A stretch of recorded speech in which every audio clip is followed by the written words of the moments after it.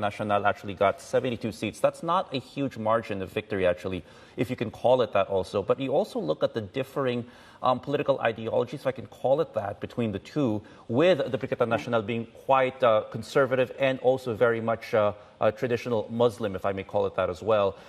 What does this tell us about the electoral divides or the hard borders, at least, when it comes to Malaysia's politics and the society there and how they vote, actually? Just how important is the conservative vote for Malaysia, and is that still going to be the big deciding factor for whoever wants to lead this country?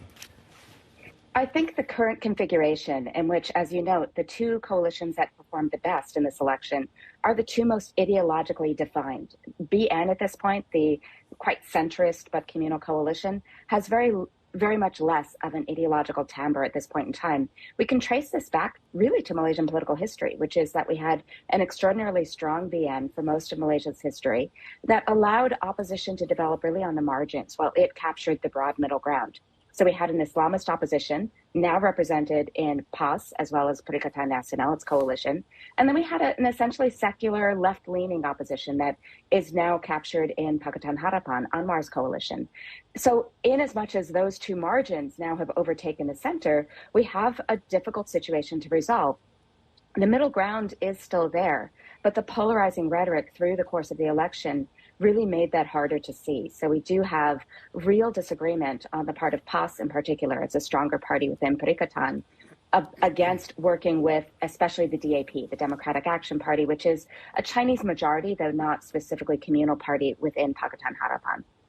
And I bring up the question about how strong the Muslim currents are with regards to Malaysian politics, because when you're trying to form a majority government, you also have these two other parties to consider, the parties in Sarawak and Sabah as well. And these two groups also have significant minority and Christian populations also.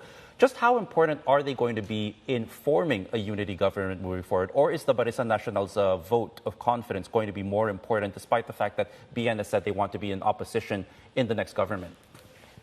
From a standpoint of simply counting seats, so long as Pakatan is in the government, either the BN or the Borneo bloc of these coalitions from Sabah and Sarawak could form a government with a bare, simple majority. However, that wouldn't be a stable situation. It would mean a coalition without a Malay-based party in a country with a history of communal politics, or without representation in any really meaningful sense from East Malaysia, which is really untenable, which is, I think, why the king has really stepped in.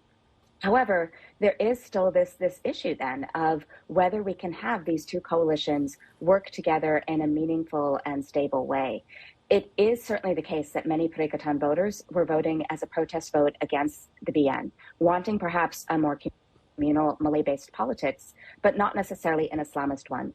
At the same time, many of those voters, if not the majority of Perikatan supporters, do specifically support a more Islamist timbre to government.